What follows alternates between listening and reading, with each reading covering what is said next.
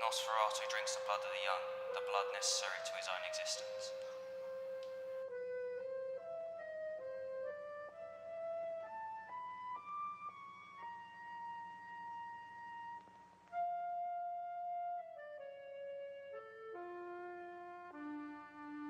One can recognise the mark of the vampire by the trace of his fangs on the victim's throat.